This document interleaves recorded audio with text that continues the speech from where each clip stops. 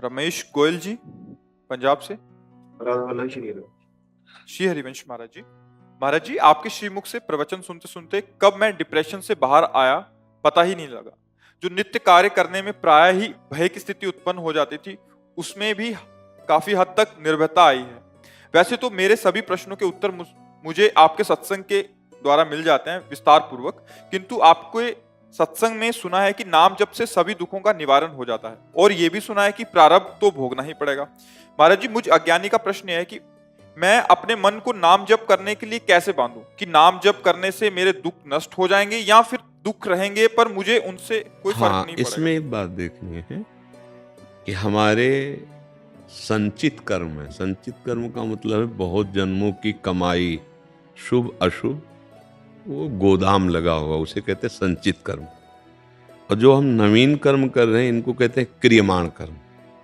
और जिस संचित कर्म से कुछ शुभ कुछ अशुभ मिलाकर इस शरीर की रचना हुई है।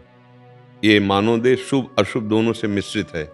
यातना देह नरक का केवल अशुभ है, और जो देव देह है ये शुभ है। मानव देह शुभ अशुभ दोनों से मिश्रित है। अब इसका प्रहार होगा कर्मों का। कभी हमारे सामने दुख आएगा, कभी सुख आएगा, कभी विपत्ति आएगी, कभी संपत्ति आएगी। वो क्रम जैसा बना दिया गया है। जो शुभ आएगा तो सुख, संपत्ति, अनुकूलता, अशुभ आएगा दुख, विपत्ति, प्रतिकूलता। अब ये हमें सहना होगा, ये हमें मिटाना नहीं है, क्योंकि शरीर ही मिटने वाला है। आज नहीं तो कल ये मिटेगा ना शरीर।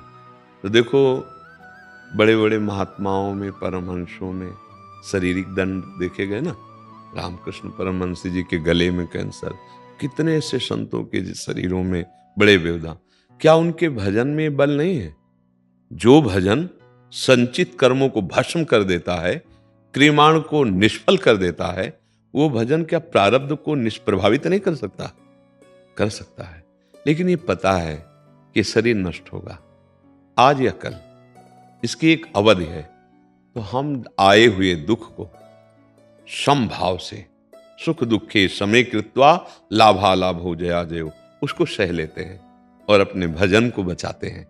और भजन को बचाकर सच्चिदानंद भगवान को रिझा लेते हैं और आवागमन से ही मुक्त हो जाते हैं। नाम जप में इतनी अपार सामर्थ्य है। धन्वंतरी जी आयुर्वेदाचार्य, उन्होंने शोधा तो जो औषधियों में रोग निवारण की शक्ति है वो नाम से ही है। अच्युत गोविंद आदि भगवान के नामों में जो सामर्थ्य है, उसी सामर्थ्य से औषधियों में रोग निवारण की सामर्थ्य।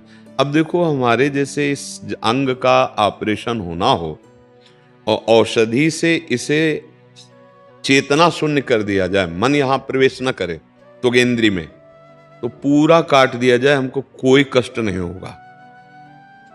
एक औषधि इस शरीर के एक अंग में चेतना शून्य मन को कर दिया तो हम जागृत होते हुए भी, क्योंकि जैसे जागृत अवस्था में डायलिसिस के लिए ऑपरेशन हुआ ना, यहाँ और नसों से करके कोई कष्ट नहीं हो रहा था, क्योंकि यहाँ संज्ञा शून्य कर दिया, चेतना शून्य कर दिया गया उस क्षेत्र को। तो क्या नाम हमारे मन को इस स्थिति में नहीं ले आएगा कि भारी से भारी दुख में भी हम दुखी न हो, हम आनंदित रहें? अगर मन इस शरीर में आसक्त है तो कोई भी हमें दुख भोगने से बचा नहीं सकता। अगर मन सावई मना कृष्ण पदारविंदयो, प्रभु के नाम में, प्रभु के रूप में, तो हमें पता है कि हमारे शरीर के द्वारा ये पीड़ाएं हो रही, पर हमें व्यथा नहीं है, व्याकुलता नहीं है, हम पराजय नहीं हुए, हम हताश नहीं हुए, निराश नहीं हुए, क्योंकि वो ऐसे दिखाई दे रहा है कि वो दुख और ये स्थान बहुत दूर है, उसकी आंच नहीं पहुंच पा रही। और जब हम शरीर पे आसक्त होते हैं तो बिना दुख के दुख की कल्पना करके हम परेशान हो जाते हैं।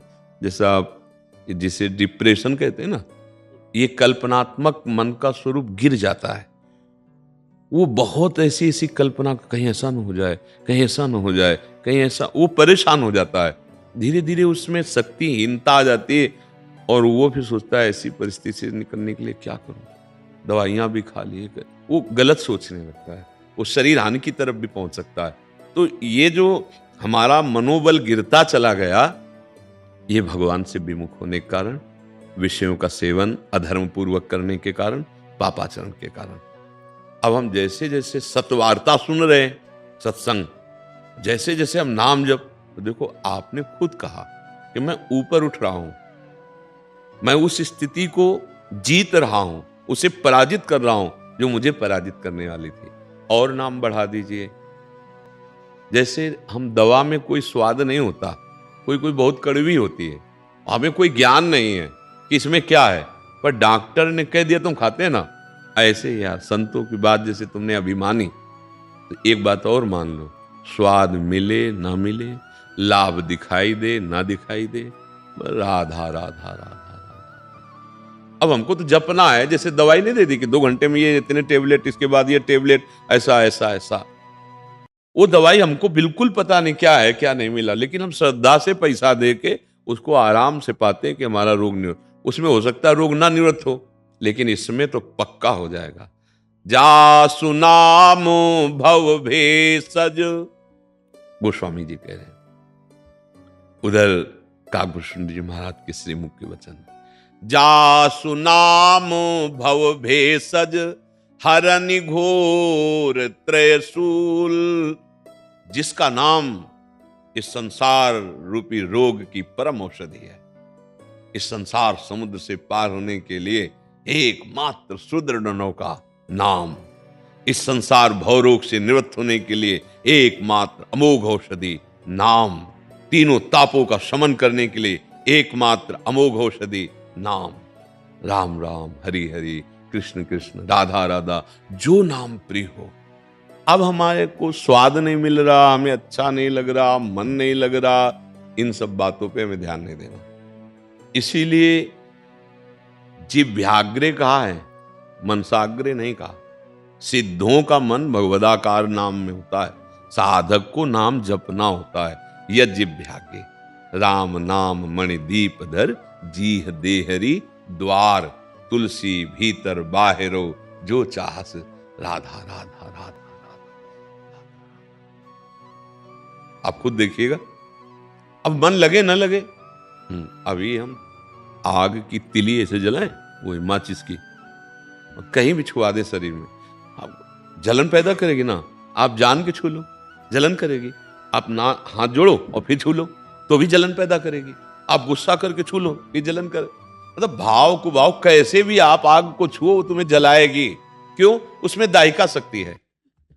तो नाम में तारण शक्ति है, भगवान को अधीन करने की शक्ति है। ज्ञान वैराग्य भक्ति जो चाहोगे सब प्रदान करने की। ये माया तो बहुत लघु चीज है जब भगवान अधीन हो जाते हैं।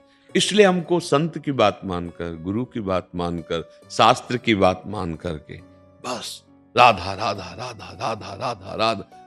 क्या लाभ मिला तुमसे कोई पूछे? कोई मतलब नहीं हमें। हम जानते हैं ये सत्य है। जब असत कर्म दंड दिए बिना नहीं रहते तो ये सत नाम हमको कैसे ऐसे थोड़ी है। हम विश्वास करके, जैसे गरीब आदमी धन कमाने के लिए ना धूप देखता है ना गाली।